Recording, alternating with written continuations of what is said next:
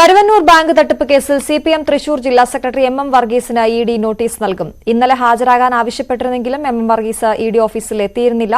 അതേസമയം ആദായനികുതി വകുപ്പിന്റെ നടപടിക്കെതിരെ നിയമ പോരാട്ടത്തിനൊരുങ്ങുകയാണ് സിപിഎം. ഡാനി പോളാണ് ചേരുന്നത്. ഡാനി, ഇന്നലെ ഹാജരാകാത്തത് മെയ് ദിന പരിപാടികളുണ്ട് എന്ന് പറഞ്ഞായിരുന്നു. ഇനി എന്താണ് പ്രതീക്ഷിക്കേണ്ടത്? ഇഡിയുടെ നീക്കം എങ്ങനെയാണ്?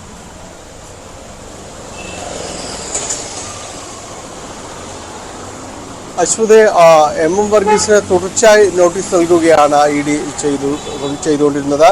അതിൽ തെരഞ്ഞെടുപ്പുമായി ബന്ധപ്പെട്ടുകൊണ്ട് തിരക്കുകൾ ചൂണ്ടിക്കാണിച്ച് അതിനുശേഷം ഹാജരാകാമെന്ന് അദ്ദേഹം സന്നദ്ധത അറിയിച്ചിരുന്നു. തുടർന്നാണ് തെരഞ്ഞെടുപ്പിന് ശേഷം പിന്നീട് വന്ന പ്രവൃത്തി ദിനത്തിൽ അദ്ദേഹം ഹാജരാകുകയും ചെയ്തത്. പക്ഷേ അന്ന് രാത്രിയോളം നീണ്ട ചോദ്യം ചെയ്യലിന് ശേഷം വീണ്ടും ഹാജരാകാനായിട്ട് അടുത്ത ദിവസം ഹാജരാകാൻ ആവശ്യപ്പെട്ടിരുന്നു. അത് മെയ് 1 പൊതു അവധി ദിവസത്തിലേക്ക് വരുന്നു. അതോടൊപ്പം തന്നെ ഒരു പാർട്ടി എന്ന നിലയിൽ സിപിഎം എന്ന നിലയിൽ തനിക്ക് സംഘടനാപരമായി ബന്ധപ്പെട്ടുകൊണ്ട് പല ചുമതലകളുമുണ്ട്. അതുകൊണ്ട് ഈ ദിവസത്തേക്ക് ഹാജരാകാൻ കഴിയില്ല എന്ന് അദ്ദേഹം ഉദ്യോഗസ്ഥരോട് ആ സമയം തന്നെ വ്യക്തമാക്കുകയും ചെയ്തിരുന്നു. ഇഡി തുടർച്ചയായി ബുദ്ധിമുട്ടിക്കുകയാണ് എന്നൊരു നിലപാടിൽ തന്നെയാണ് എം വർഗീസ് ഉള്ളത്. അദ്ദേഹം അത് വ്യക്തമാക്കുകയും ചെയ്തിട്ടുണ്ട്. എന്തായാലും ഇന്നലെ അദ്ദേഹം ഹാജരായിരുന്നില്ല. കഴിഞ്ഞ ദിവസങ്ങളിൽ സംഭവിച്ചത് ഇതുമായി ബന്ധപ്പെട്ടുകൊണ്ട് ഇഡി നടത്തിയ പരിശോധനയ്ക്കൊപ്പം തന്നെ ആദായ നികുതി വകുപ്പിൻ്റെതായ പരിശോധനകൾ ഒരു ഭാഗത്ത് തുടരുന്നുണ്ട്. അത് തൃശൂർ സിപിഎം ജില്ലാ കമ്മിറ്റിയെ കേന്ദ്രീകരിച്ചുകൊണ്ട് തന്നെയാണ്.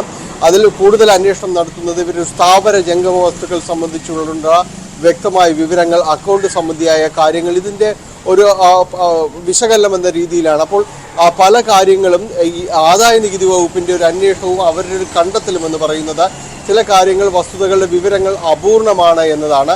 ചില കാര്യങ്ങൾ ആ വിശദാംശങ്ങൾ ചേർത്തിട്ടില്ല എന്ന് വരുന്നു. അങ്ങനെയാണ് പിന്നീട് ഈ ജില്ലാ കമ്മിറ്റിയുടെ നേതൃത്വത്തിൽ ഉണ്ടായിരുന്ന ബാങ്ക് ഓഫ് ഇന്ത്യയിലെ ബറോഡയിലെ അക്കൗണ്ട് പരിശോധിക്കുകയും ചെയ്തത്. അത് പരിശോധിച്ചതിൻ്റെ തുടർച്ചയിൽ പിന്നീട് തെരഞ്ഞെടുപ്പ് വിജ്ഞാപനം വന്നതിൻ്റെ അതിനുശേഷം അവിടെ നിന്ന് ആ അക്കൗണ്ടിൽ നിന്ന് 1 കോടി രൂപ പിൻവലിച്ചതായി കണ്ടെത്തിയിരുന്നു. ഇത് തെരഞ്ഞെടുപ്പ് പെരുമാറ്റച്ചട്ട ലംഘനമാണ് എന്ന് ചൂണ്ടിക്കാണിച്ചുകൊണ്ട് ഈ തുക ചെലവഴിക്കരുത് എന്ന് ആവശ്യപ്പെട്ടിരുന്നു. തെരഞ്ഞെടുപ്പിന് ശേഷം നിയമോപദേശം തേടിക്കൊണ്ട് അതിൽ തുക തിരിച്ചടക്കാനായിട്ട് കഴിഞ്ഞ ദിവസങ്ങളിൽ എം വർഗീസ് അവിടേക്ക് ബാങ്കിൽ എത്തിയിരുന്നു. പക്ഷേ അദ്ദേഹത്തിന് പെട്ടെന്ന് ഇത് തുക അടക്കാൻ കഴിഞ്ഞിരുന്നില്ല. പ്രത്യേകിച്ച് ആദായ നികുതി വകുപ്പ് ഇതിന് നിയന്ത്രണം ഏർപ്പെടുത്തിയിരുന്ന ഒരു അക്കൗണ്ട് ആയിരുന്നത് കൊണ്ട് തന്നെ അത് കഴിഞ്ഞിരുന്നില്ല. തുടർന്ന് ആദായ നികുതി വകുപ്പ് ഉദ്യോഗസ്ഥരും ഈ സ്ഥലത്തെത്തുകയും ചെയ്തിരുന്നു. വളരെ മണിക്കൂറുകൾക്ക് ശേഷമാണ് ഈ നടപടിക്രമങ്ങൾ പൂർത്തീകരിക്കാനായിട്ട് കഴിഞ്ഞിട്ടുള്ളത്. ഇതിൽ എന്ത് നടപടിയാണ് പിന്നീട് ഈ അക്കൗണ്ടിൽ എടുത്തിട്ടുള്ളത് എന്ന്, ഈ തുക അടക്കാൻ സാധിച്ചു, അതോ തുക പിടിച്ചെടുക്കുന്ന രീതികൾ ഉണ്ടായെന്നത് സംബന്ധിച്ചൊരു വ്യക്തമായ രീതിയിൽ ആദായ നികുതി വകുപ്പ് ഇതുവരെയും ഒരു വിശദീകരണം നൽകിയിട്ടില്ല.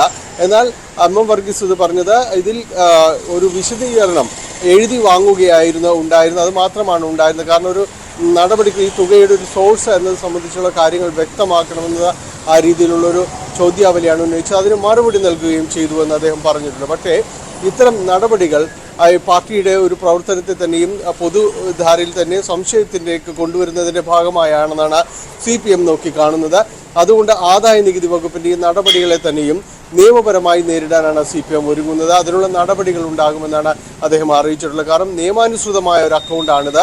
അതിൽ ഒരു നടപടിയും അനധികൃതമായി നടക്കുന്നുമില്ല. പക്ഷേ അപ്പോഴും സംശയത്തിലേക്ക് ഇതിനെ കൊണ്ടുവരുന്നതിന് ഒരു ഭാഗം ശ്രമിക്കുന്നുണ്ട്. അതിനെ നേരിടുമെന്ന് തന്നെയാണ് സിപിഎം വ്യക്തമാക്കുന്നത്. അതിൻ്റെ ഭാഗമായിട്ട് നിയമപരമായ നടപടികളിലേക്കടക്കം സിപിഎം കടക്കാൻ ഒരുങ്ങുകയാണ്. അശ്വതി.